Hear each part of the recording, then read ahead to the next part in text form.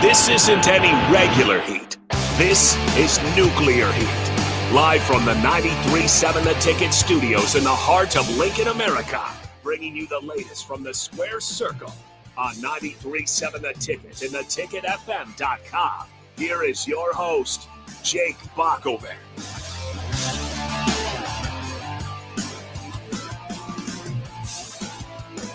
Glad to be with you once again. This is Nuclear Heat here on 93.7 The Ticket. I am your host, Jake Bockelman. Nuclear Heat contributor Augie Pena jumping in with me as well. We've formed quite a tag team so far. Eventually we'll get the belts. But we're doing a little bit of an audible today, joining you here on a Wednesday as we get ready for July 4th and in the wrestling season as we move towards SummerSlam. A little bit of an interesting calendar. The way that they've set up the premium live events this year is that the Money in the Bank premium live event is just right before SummerSlam. So SummerSlam is exactly 1 month away, and Money in the Bank, which is considered one of the big four, usually along with SummerSlam and of course WrestleMania, it considered one of the bigger premium live events, is so close to it. So I think that's kind of interesting that the way that they've done it. And some of these matchups that we're going to talk about for Money in the Bank certainly bleed over into SummerSlam. So I'm kind of interested to see what's going on there. It looks like we're maybe preparing for a Roman Reigns or at least Rock return for SummerSlam.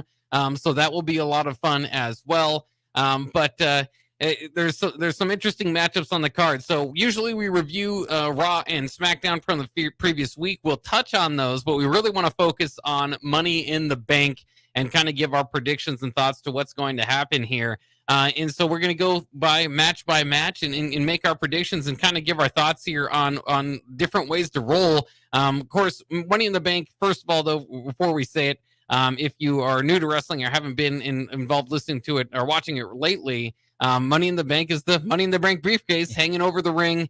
You can get everybody's going to try to get their ladder. And one of the funnest things about wrestling is all of a sudden wrestlers forget how to use ladders in the Money in the Bank matches. So they kind of try to find creative ways to slow guys down, give their teasing moments as they're climbing the ladder. I've loved in past, they've had the Big Show was too heavy for the ladder, so he had to get his own big ladder. So they kind of have fun with this. I always enjoy Money in the Bank. And this year they've kind of gone the route outside of maybe Drew McIntyre of guys and gals that are usually not really in the championship top tier status, getting this Money in the Bank, being one of the contenders to try to get there and cash in your chance, get your opportunity. And I think that makes some sense, because if you just throw a bunch of heavyweights in there that get their opportunity anyways, time after time, then how much sense does it make? How big is it to get the Money in the Bank? It's supposed to kind of elevate a career, and we'll see if that happens. Io Sky's in the match. She gets a chance to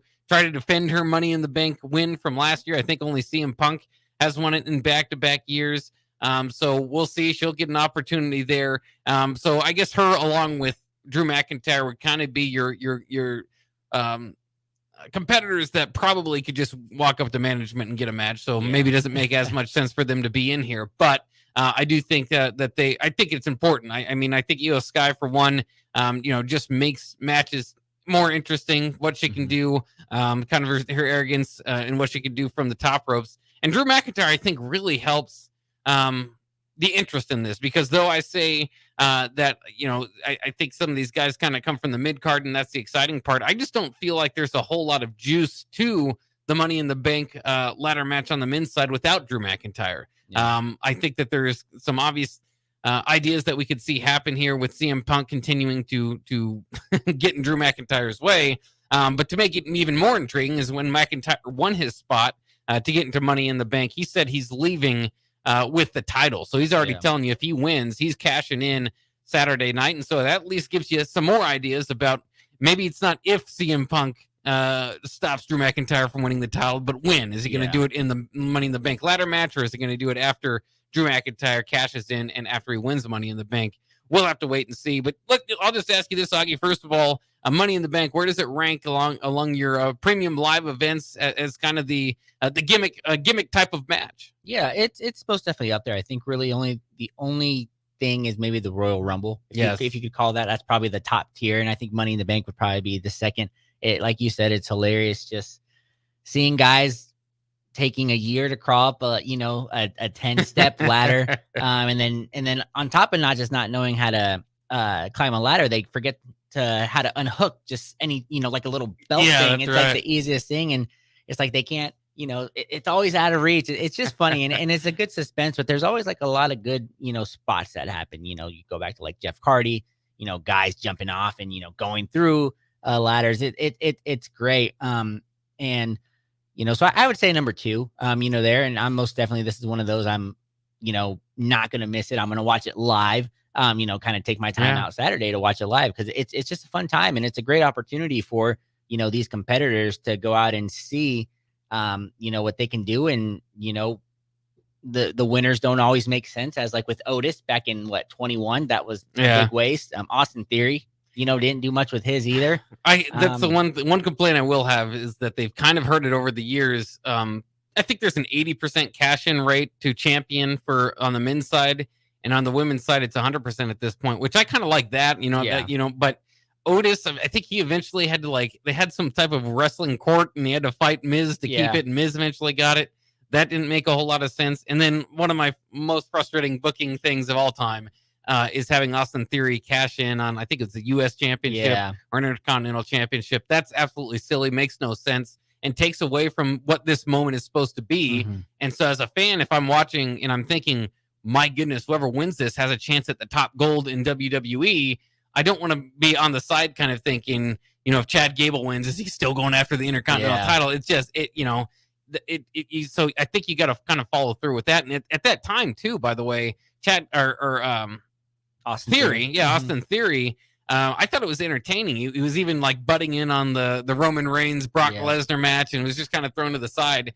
And so I thought they really kind of missed something with that. And look what it's done to his career. I mean, he's and arguably maybe it wasn't just that they gave him John Cena at WrestleMania, and for some reason he just is really struggling to get over and find a role in WWE. But just as you said, it does frustrate me, and I when I'm watching it, I'm thinking these guys are going for top gold. I'm not thinking they'll cash it in on the U.S. Championship or something at some point. Yeah, and I agree with you there. And the other thing I'll say is I don't want them to always wait until WrestleMania for that to be the cash in. It seems like the Seth Rollins, obviously the greatest cash in of all time, when he went in and cashed in on the Roman Brock Lesnar. But like Damian Priest, you wait a whole year. I think it's okay, but like in Priest's thing, he wanted and everything, but there was times where he's kind of on the back burner, doesn't even mention it, just he's had it too long.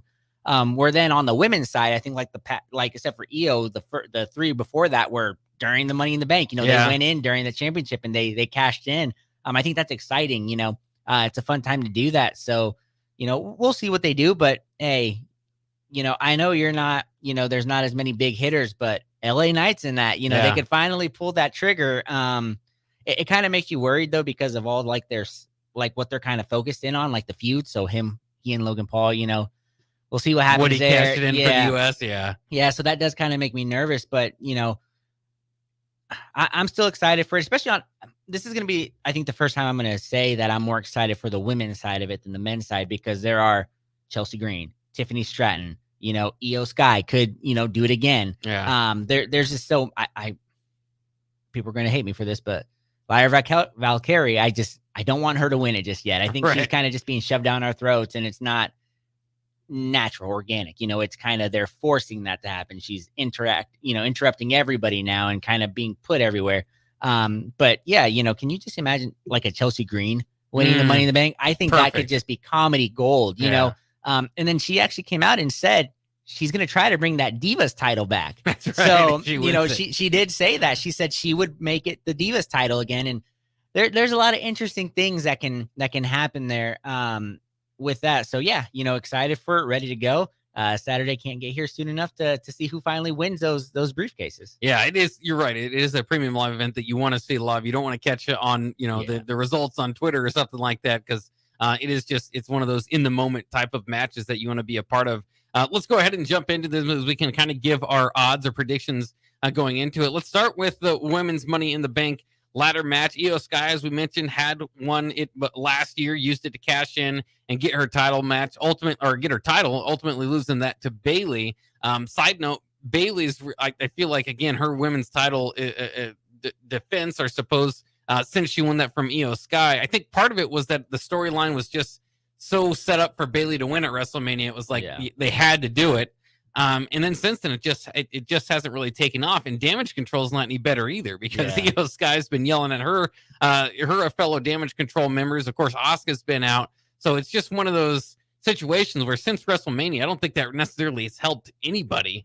But Io Sky, certainly it could give her kind of some juice once again, in Damage Control, some juice if she gets to win. Chelsea Green, you just talked about, one of my favorite wrestlers, just entertainers on the entertainment side, and she can go in the ring.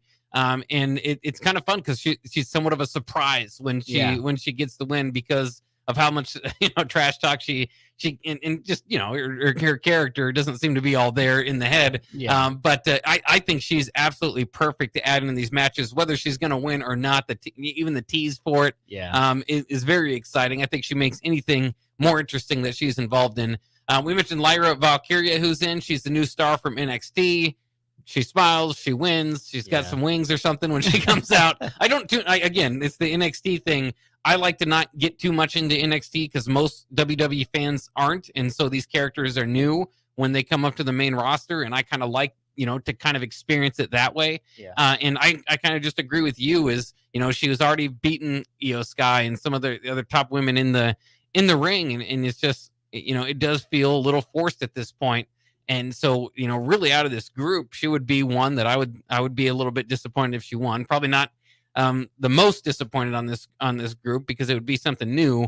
But yeah, I'm definitely not cheering for her in this match. Tiffany Stratton, I am. Tiffany Stratton, I think we've agreed before that she's just kind of the complete package. She's got some great in-ring move sets. The Tiffy time thing. She's already kind of got some slogans and some things going for her. So she was kind of naturally brought along. She was kind of given some wins, and we even argued for a matchup for her at WrestleMania. I mean, that's how hot her character has been. Naomi and Zoe Stark also winning opportunities to get into this women Money in the Bank match. And I grouped them together because I don't think there's Naomi's good addition, similar to Chelsea Green. She's a good addition for this match just because of the spots she can bring, the excitement. But she's already kind of had her moment of rising up and becoming champion. Since she's come back, she's kind of been directionless. So this is kind of another, kind of just spot to throw her in. And Zoe Stark's really interesting because she's been paired with Shayna Baszler. Came into WWE.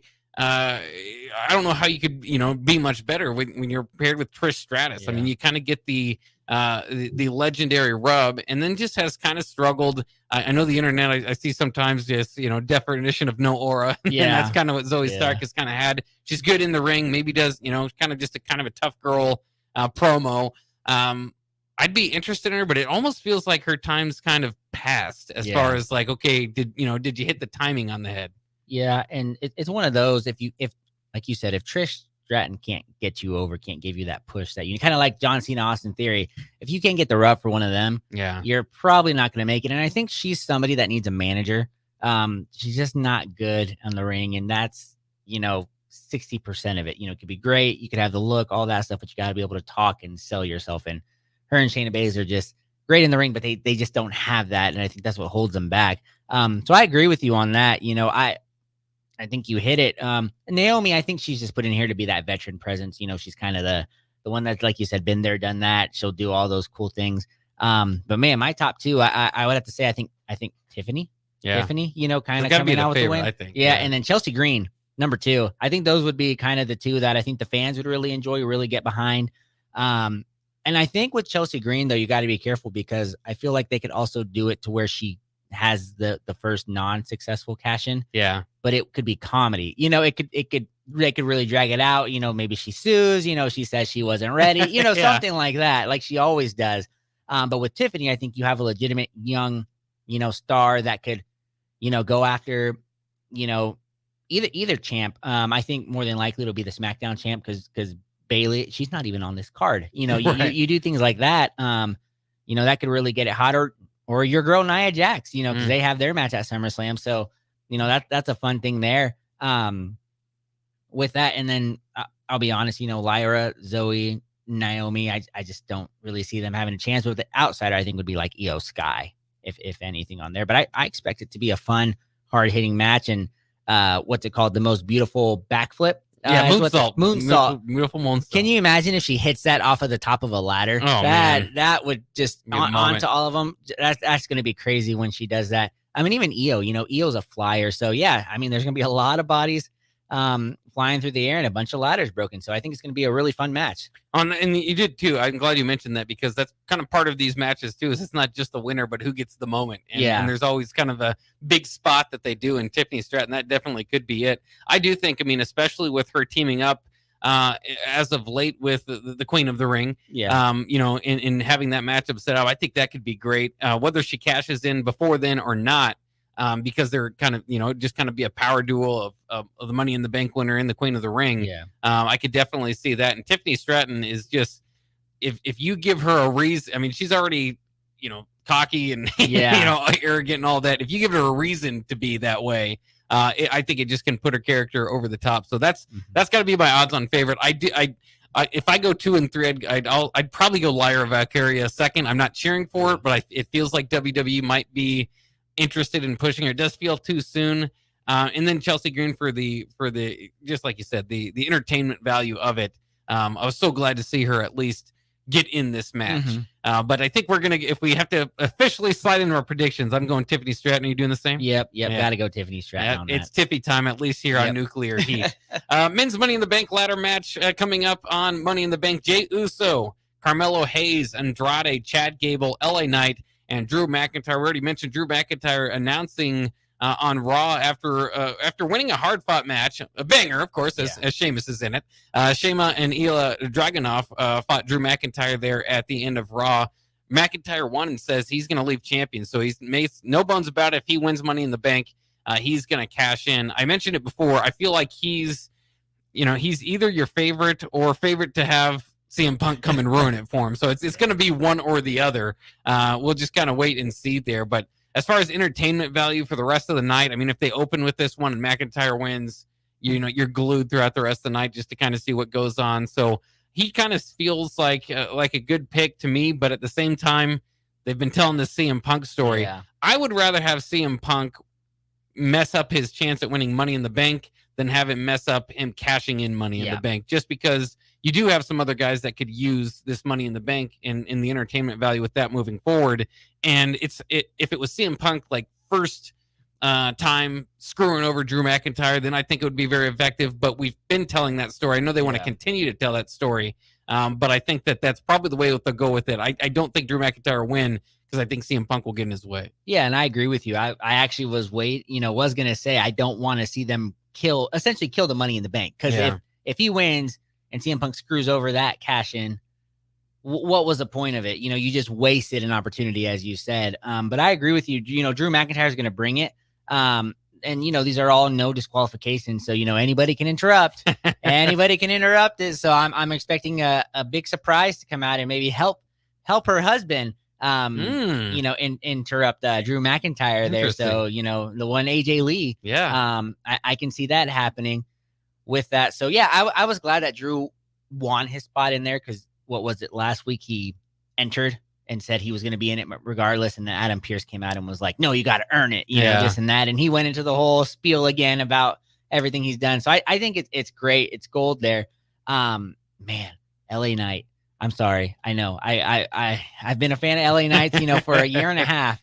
If any time has been set up for him to win the Money in the Bank, I think it's got to be this one. Well, I think it was last year, right? Wasn't that it? That was like the peak of the LA Knight movement. They already had the WrestleMania plans, so it was kind of in the way there. Do you think his momentum's died down a bit? It's died down a bit, but I feel like he's more of a legitimate threat now. Like last year, it was one of those, he was newer. The crowd, the fans were kind of making the movement. Fans were behind him, but he wasn't really getting big wins. And now, I mean, he hasn't really had huge wins, but he's at least been in big matches now. Logan Paul, he has faced Roman Reigns, AJ Styles, for what that was worth, even though that was nulled after the very next day, and things like that. So he's kind of been built, in the matches. And so even though, he's not as his momentum's not like it was last year, super hot on there. I still think he's got to be your favorite because I just got to say, Jey Uso, I love his entrance. It's great, but all the guy does is super kick everybody. Yeah. That's all he does. So I mean, if they could spin it, bloodline, all that stuff. Carmelo Hayes, I don't think he's ready. He literally just came in. Andrade, glad he's here, but another guy that just has no buildup for it. Chad Gable, I mean, I guess you could look and say, hey, it would be entertaining with everything he's going through. The Wyatt Six, Yeah. You put that in there.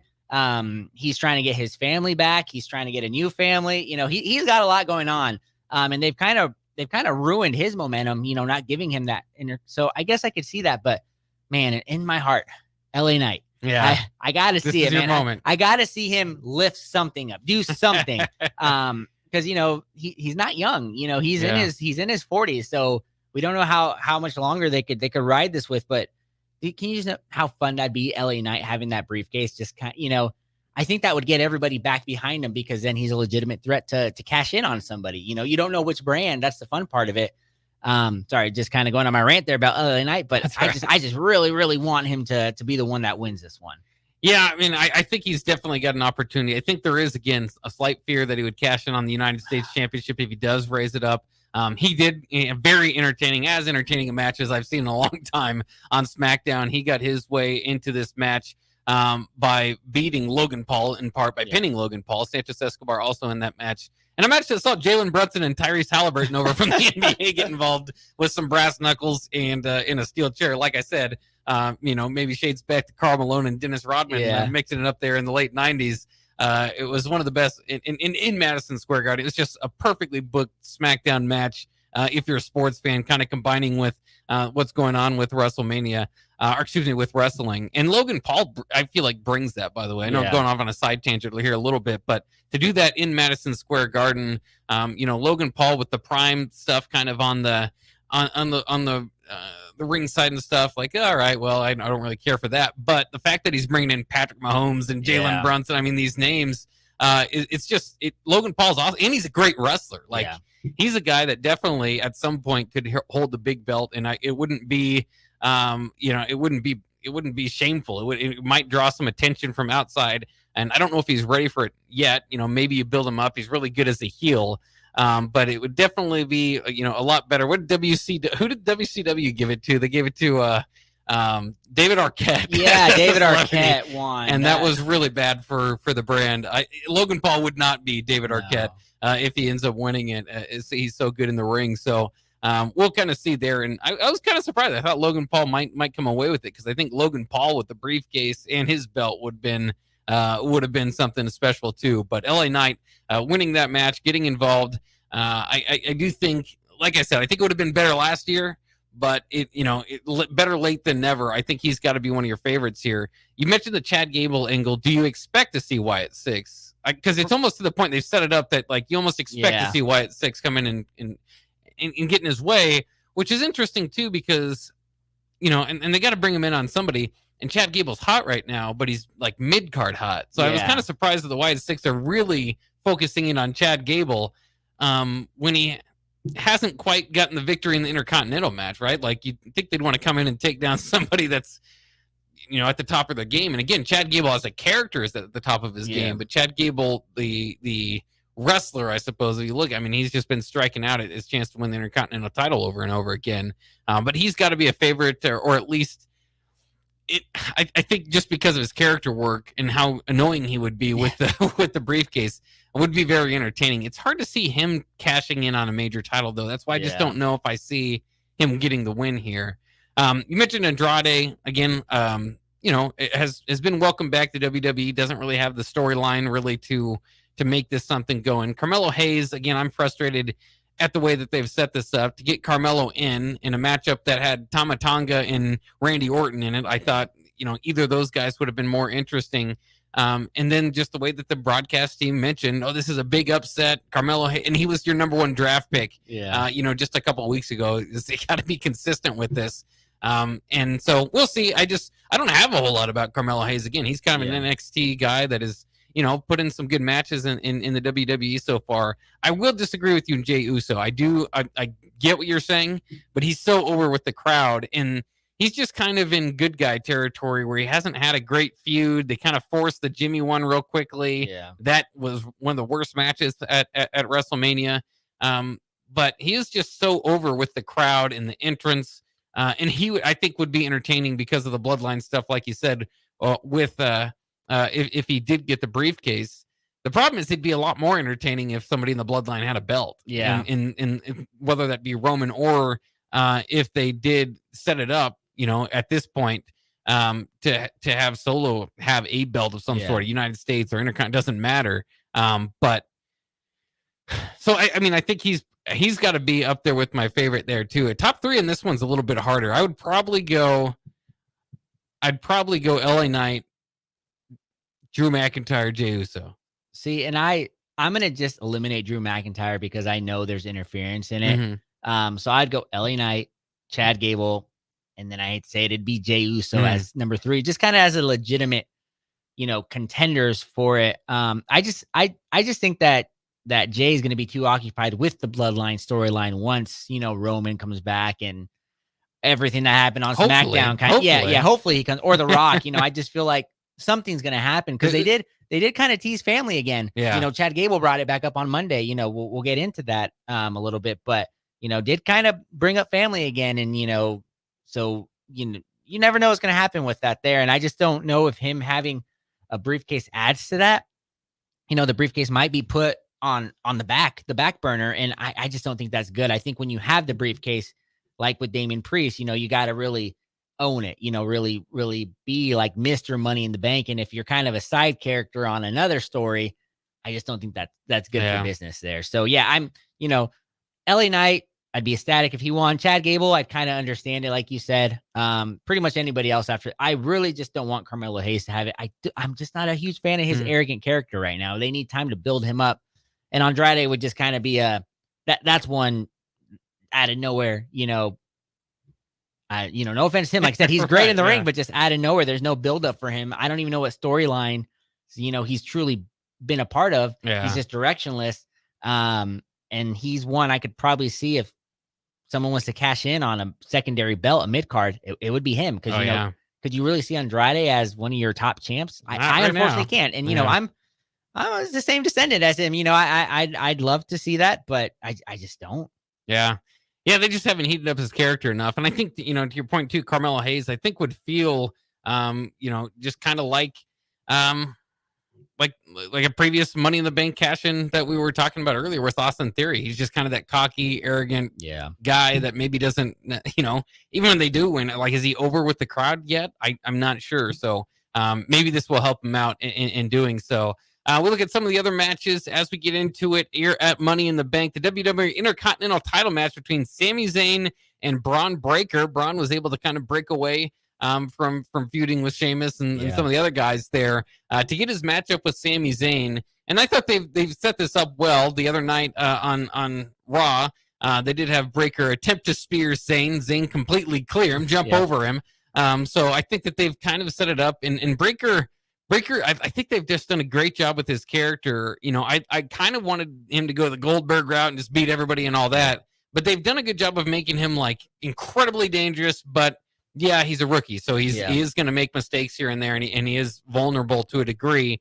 And that's kind of Sami Zayn's story. Is if there's any slight window of opportunity that he can take advantage of, he's going to go ahead and get the win. I'm so intrigued by this matchup because I don't know which way they're going to go. Sami Zayn, I feel like you need to do more. If you gave him the Gunther, he's the Gunther stopper from WrestleMania. If they gave that to him, and I thought they should have gave that to Braun.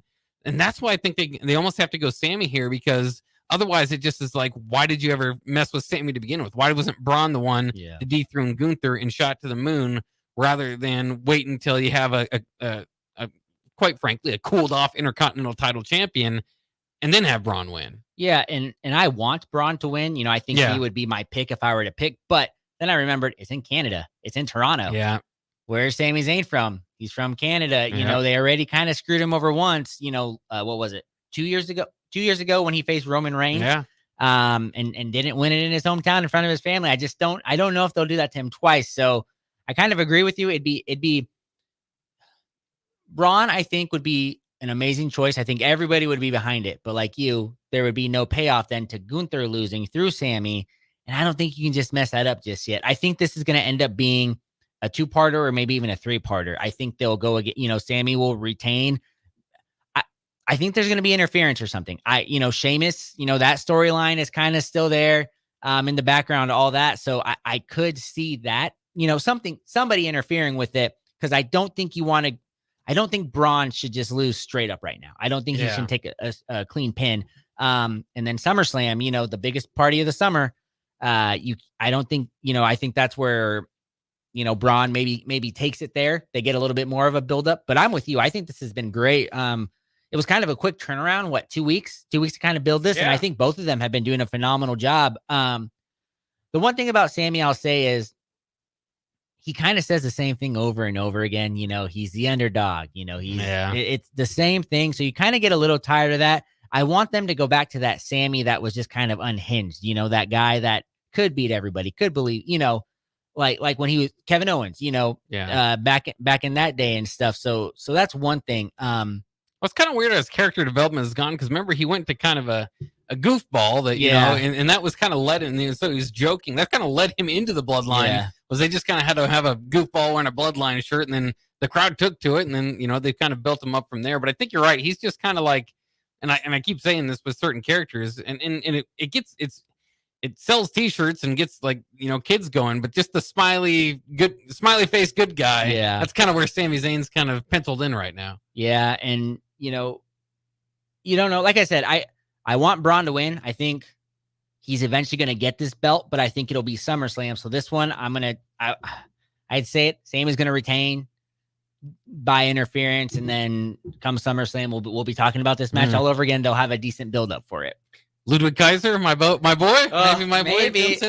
I mean, he's been in this, dude, in and out of the feud. Hey, he's getting a push, man. He is getting a push. It's something, but it's a push. So, yeah. Hey, there you go. Yeah, we'll see. He had a little promo. He's going after Sheamus, but maybe that was just to get you, forget about him as they go in for a match. Because you're right. I mean, it's hard. How do you get they can't clean pin Braun Breaker. Yeah. So maybe he does get the win. If you have to stamp it, you're going to Sammy.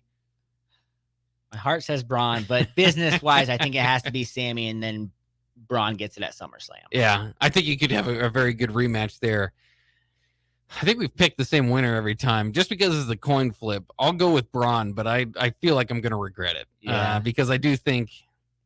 I think sometimes doing the back, like I've said, I'm doing the backwards math on that and trying to find a way for them to say why Sammy should have won that at WrestleMania.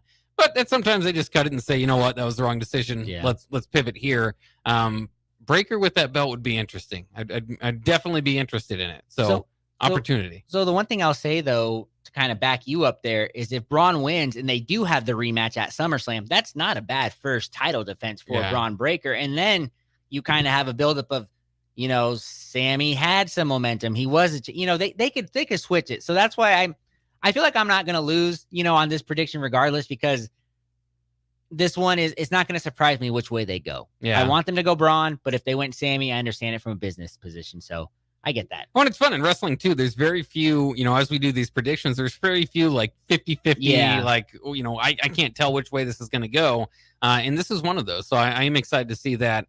And then we have, again, the ultimate, and maybe people are into this, certainly from the Bloodline SmackDown, the way that we ended SmackDown, people are a lot more into the Bloodline against Cody Rhodes, Randy Orton, and Kevin Owens. It's just the good guys against the bad guys, stable type of thing that's kind of giving Cody Rhodes something to do right now that I'm not a huge fan of. We've talked about this before. They used to do this with the Judgment Day, Jey Uso and Sami Zayn, or along with Cody Rhodes. They're just kind of thrown in. If you don't have anything to do, you'll just be part of the good guys that goes up against the bad guys. And so if you look at it individually, Tama Tonga Loa, and Solo Sikoa don't even belong in the ring with Randy Orton and Kevin Owens and Cody Rhodes. Like why would this be an even match? But maybe we got our answer to that because Jacob Fatu in his debut, and of course now without Paul Heyman, I suppose now is as good a time as any to kind of talk about that bloodline storyline, because it at least gives something to. I'll be quite honest. I fast forwarded. I DVR'd SmackDown. I fast forwarded through the first segment of it, because it's just the same thing. It's just good guys brawling with bad guys, and it's too simple of a story for me to really get into. And then if you watch that, they kind of went from that to Solo Sikoa telling Paul Heyman Jacob Fatu was told to stay home. He wasn't interested in bringing him in, and then he introduces him there at the end, and so you could tell that was already something Paul Heyman can't believe a word that comes out of Solo Sikoa's mouth. Solo Sikoa asks the other group members to acknowledge him as the tribal chief. Everybody takes their turn in doing so. And Paul Heyman, with a very viral moment, says, "I do not recognize you as my tribal chief."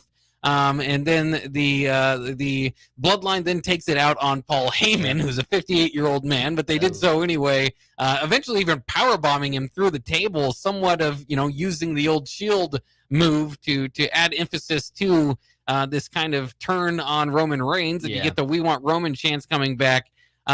They have found a way. I think they could have done better to get here. We all kind of have our critiques.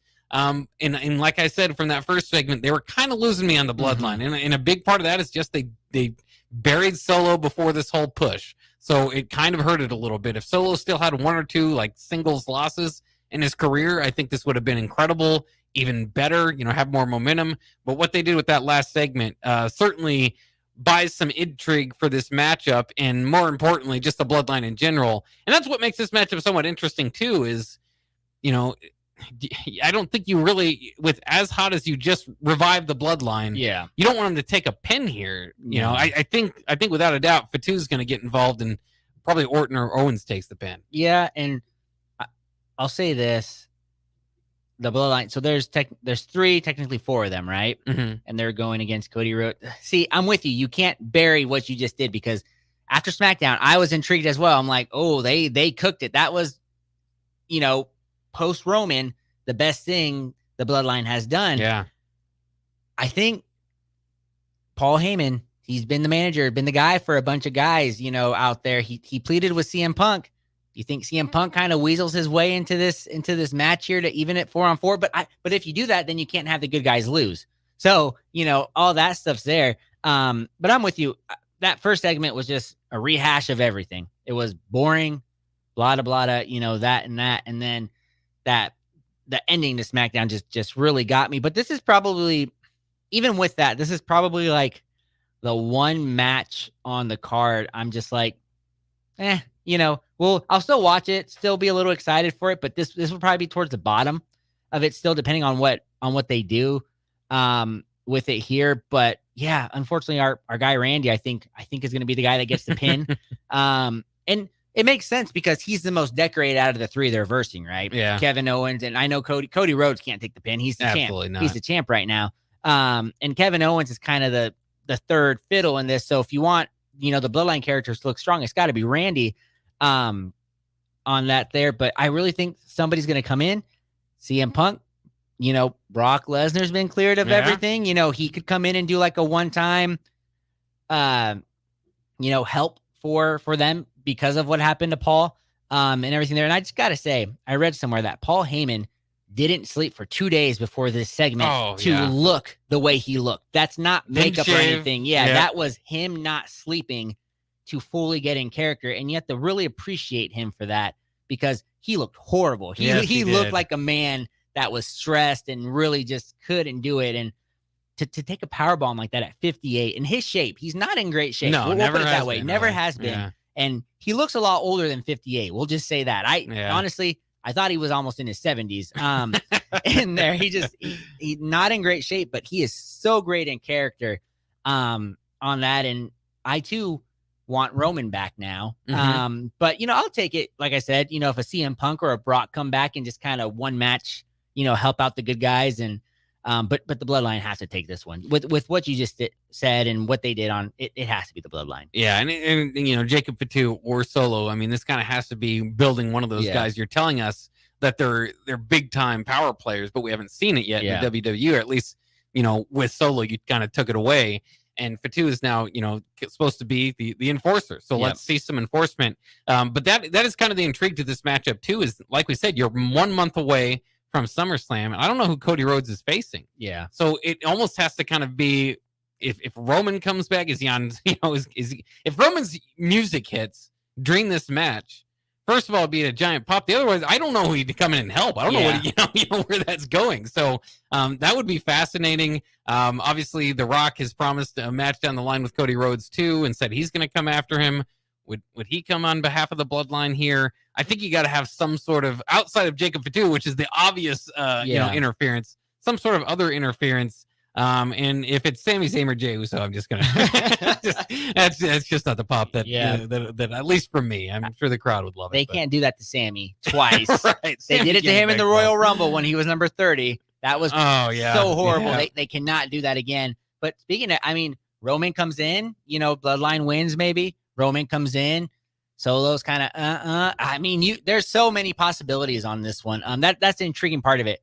If they don't do anything, though, like no surprises, nothing, I feel like it's going to be a decline because they just did something. So somebody has to show. So it has to be a special guest, somebody big, maybe just a one time for right now. Like I said, but somebody's got to come back to either help the bad guys, help the good guys, be neutral.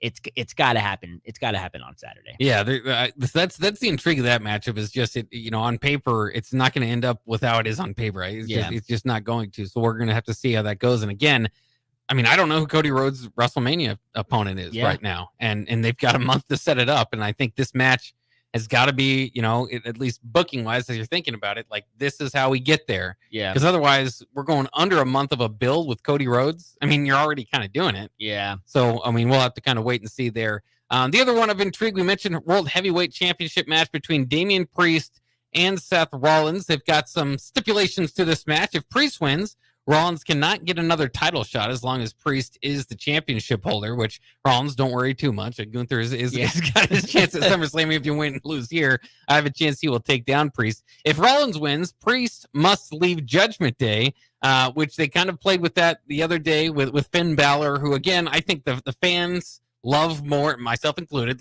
more than WWE seems to with their booking, because I think he definitely should have been in this Money in the Bank deal, and it would have led to more intrigue. Even within the Judgment Days, kind of bickering back and forth, and so we'll kind of see it. If Priest loses, then he's out of the Judgment Day.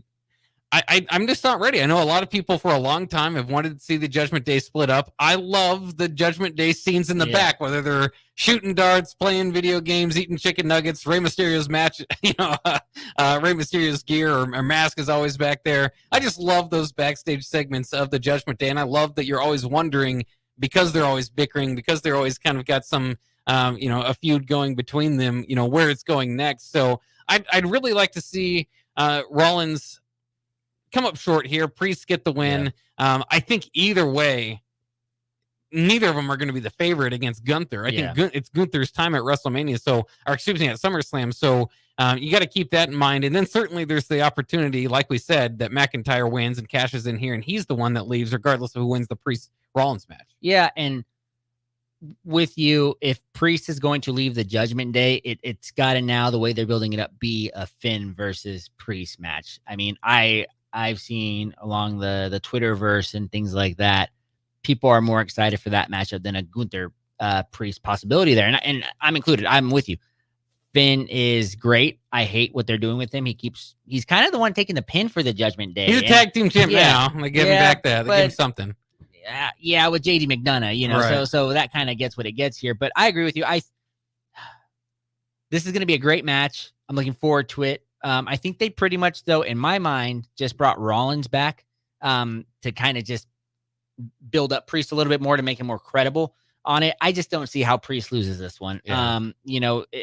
It can't happen just yet. And honestly, I'm gonna be honest, I'm gonna be honest with you. I don't want him to lose it to Gunther now, because I want it to be a Finn versus Priest for that championship belt. If they wait a little bit longer, WrestleMania, SummerSlam. I know that's, or not Royal Rumble. I know that's a long ways away, but you can keep building it up. I mean, that could be a fun program to kind of see there. And then the Judgment Day actually breaks up or something, on there. But for my pick, I'm going to go with Damian Priest. I just don't see a way that this isn't how the Judgment Day should break up. And if Priest leaves the Judgment Day, I think he's done, because he is the way he is, champ, because of, like you said, the backstage, all that stuff, the interference, his interaction with them. So I just don't think this is how you end it. Yeah, his entertainment, and it's interesting, because I do think that his run as a champion has been a little deflating, just because he hasn't hit home runs with his promos, and it does feel like it's a Judgment Day championship. He's trying to, I like what they've done in telling that story, and him kind of getting arrogant about it and getting frustrated with that view of it. But I just don't know. I mean, he just doesn't feel like he's hitting a home run with this opportunity. Therefore, I think they got to make a change with the belt, which maybe leads up, maybe at WrestleMania they finally do Finn versus Priest, and I don't think that would necessarily need a belt, but I think you're right. You got to be kind of concerned if you're a Damian Priest fan. What would be the next deal? I mean, you're supposed to be like, you're a made man once you win the championship, right? That's supposed to be the idea, but that doesn't necessarily become the case. We've seen many champions, they try the belt on him, doesn't necessarily work. I mean, Baron Corbin, I don't think ever got the championship, but no. I feel so bad for him. On SmackDown, he was just in this backstage segment of being like, cool, it'd be awesome to be in in a Money in the Bank match, and he had won Money in the Bank before, and I just couldn't think so. As far as he was at one time Constable Corbin. He was like running SmackDown, and it got all the way to the point that he's in the back just talking with some other scrap that hadn't made a dent in WWE in years. And just like trying to look like he tried to fit in there. So it doesn't, the push doesn't work for everybody. And Priest, I don't know. It just doesn't, he doesn't have the aura of when his music hits, you're not thinking, oh, there's the biggest, baddest guy in WWE. You're kind of thinking, okay, what's he going to do with this run?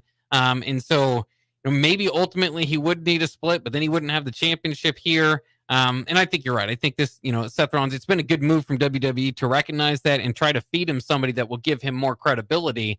And so I think that's what you're ultimately going to see here. And Rollins isn't hurt one bit with a loss. Yeah. No. Priest is hurt considerably. Yeah. So I think you have to go with Priest here. Yeah. Yeah. Like you said, Priest is done. I just don't think there's really that much of a recovery here, because then he's back to, he's not even the leader of the Judgment Day after this.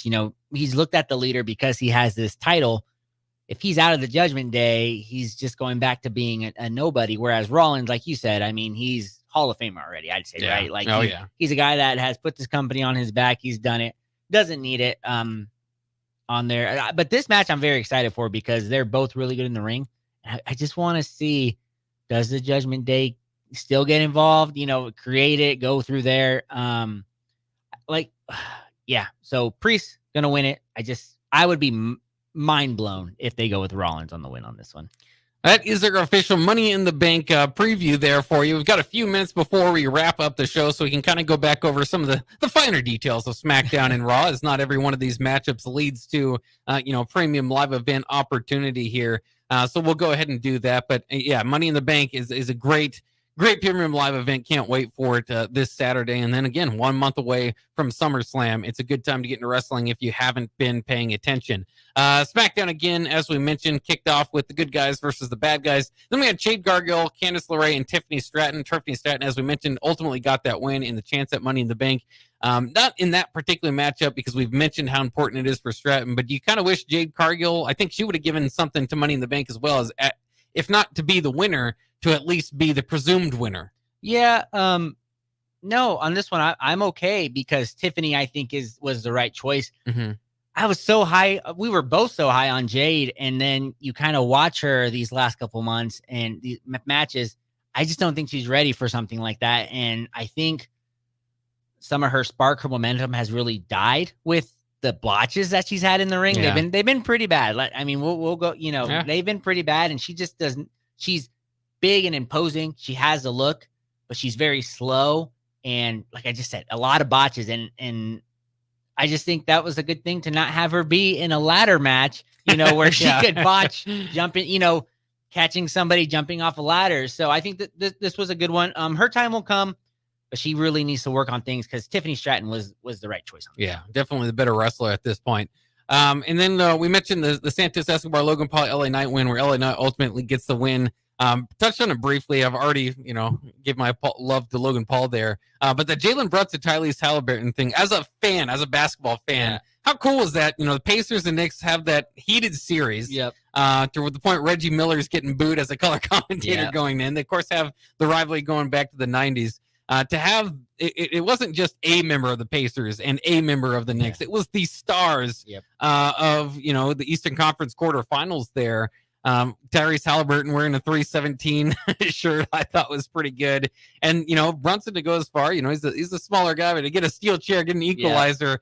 If Halliburton was going to wear the Logan Paul's the brass knuckles. Brass knuckles, yeah, thank you. It's just perfect in Madison Square Garden. As a mashup of a fan of sports and wrestling, this did it for me. Yeah, 100%. I was, I was intrigued by this match. I'm not gonna lie, I was a little distracted, but then I saw Tyrese do that, and then they panned to Jalen. I was like, wait a minute, and then he jumps the barrier, and I'm like, hold up. I'm like, in my mind, I knew the NBA wasn't going to allow them to like punch each other or anything, but it was still fun. Like you said, he grabs a steel cage. He kind of, they bicker a little bit. And the fun part was it looked awkward. So that kind of made it feel more realistic, because these guys, like you said, they just had a great matchup in, the NBA, the second round of the NBA, where I thought the Knicks should have beaten the Pacers. That's kind of what I was hoping for. But yeah, like you said, these were injuries. The two, so many injuries. Yeah.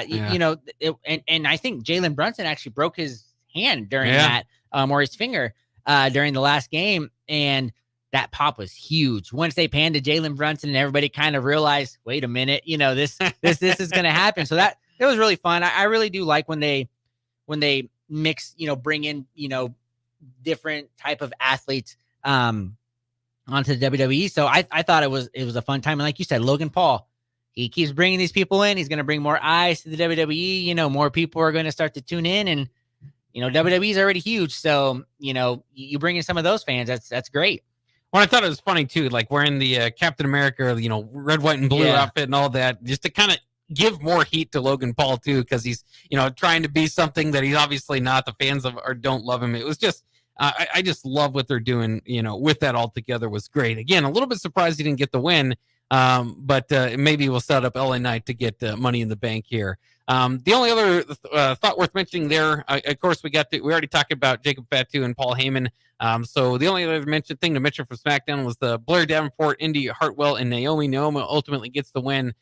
Indy is interesting. I mean, it's interesting in just in storyline that Indy Hartwell and Blair Davenport somehow get a matchup to get into Money in the Bank when they haven't, like Blair Davenport hasn't even won a match. She made her debut match here, and Indy Hartwell has done nothing but lose since getting to the main roster. So just kind of funny there.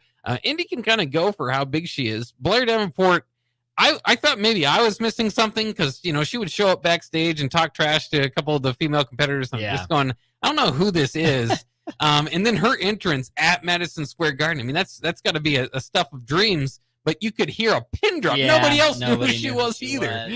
So feel kind of bad for her. They didn't really set her up for success in that one. Yeah, that was tough. And like I mentioned, I do feel bad for Indy Hartwell because she was the NXT champion, came in with a bunch of momentum.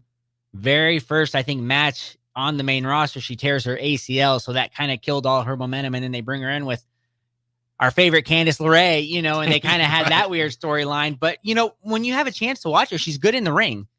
She just doesn't, like you said, aura. That's a huge word. She just doesn't have it in there. But yeah, this was just one of those matches I was kind of like, oh, okay, whoever wins this isn't going to be a threat for Money in the Bank. But good for them. One of them's going to get a spot in it. Yeah, and ultimately, again, Naomi gets the win. We move over to Raw as we quickly try to run through these shows before we run out of time here.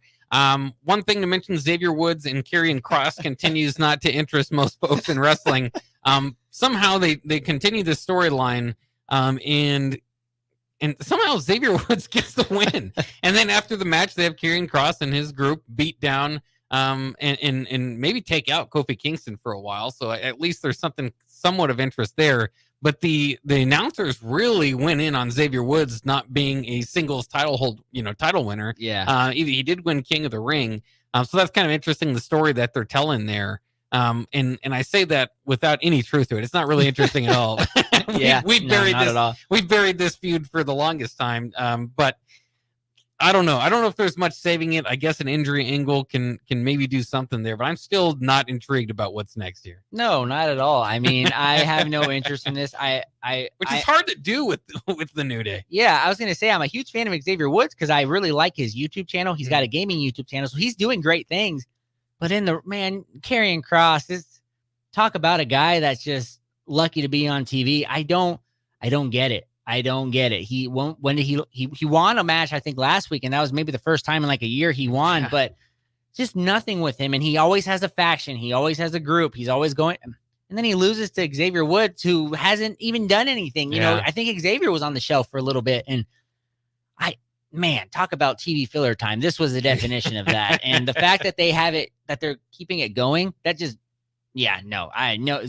I am less than zero interest in this storyline. It's the popcorn match for sure right now on Raw. Liv Morgan then took down Zelina Vega in the Women's World Championship with Dominic Mysterio and Rey Mysterio going out there providing some entertainment ringside as Liv Morgan even fell on Dominic Mysterio there and kind of set up later for Rey Mysterio and Dominic Mysterio. But Liv Morgan getting the win. Zelina Vega coming back out during the Rey Mysterio Dominic Mysterio match too. So maybe it's not over. Certainly was the right moves. Vega wasn't going to win that one, but it's interesting.